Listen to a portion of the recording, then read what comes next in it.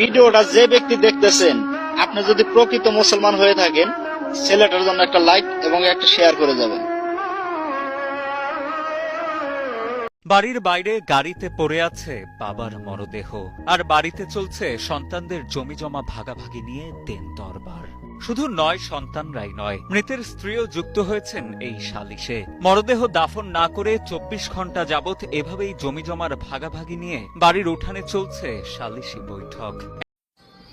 বর্তমান সৌদি আরবের পরিস্থিতি এমনটাই, অন্তত বেশিরভাগ প্রবাসী কাজে যাওয়ার আগে অন্তত একটা বিষয় ভালো করে চিন্তা করে, সেটা হলো কাজ করব ঠিক আছে, কাজে যাব ঠিক আছে, কিন্তু কাজ করার পরে মাস শেষে বেতন পাবো তো?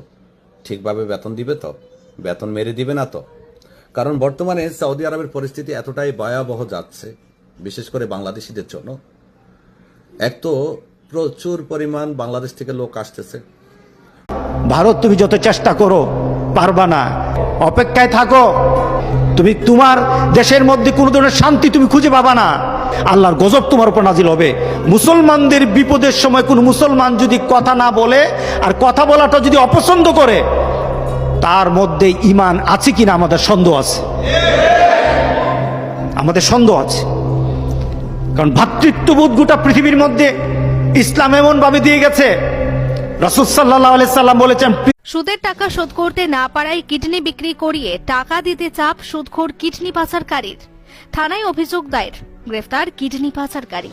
সিনেমার দৃশ্যকেও হার মানায়, এক কথায় মর্মস্পর্শী ঘটনা।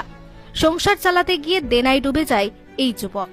পরবর্তীতে অশোকনগর থানার হরিপুর ভৈরবতলা এলাকার বিকাশ ঘোষের কাছ থেকে 60,000 টাকা সুদে ধার নেয়। সেই মতো প্রায় 1,20,000 টাকা সুদ দিয়ে দেয় অসহায় ওই যুবক, কিন্তু আসল 60,000। এটা সত্য কথা। অনেক মহিলারা আজকাল তারা স্বামীকে মানুষ মনে করে না। অনেক মহিলা আছে। আপনি যদি মুসলিম নারী হয়ে থাকেন আমার বোন, আপনার জন্য আপনার স্বামীর নির্দেশনা মানাটাকে শরীয়ত ওয়াজিব করেছে। অন্যায় কোনো কথা যদি না বলে তাহলে স্বামীর নির্দেশ মানা।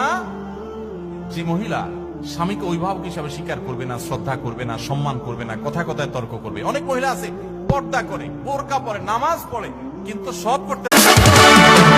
1886 পহেলা মে শিকাগোর হিমাদ্রিতে প্রথম শহীদ হলো মজদুর। জনতার সংগ্রামী ঐক্যে শোষণের চাকা হবে বন্ধ। রক্তের স্বাদ পাওয়া শোষকে চোখ দুটো এখনো যে অন্ধ।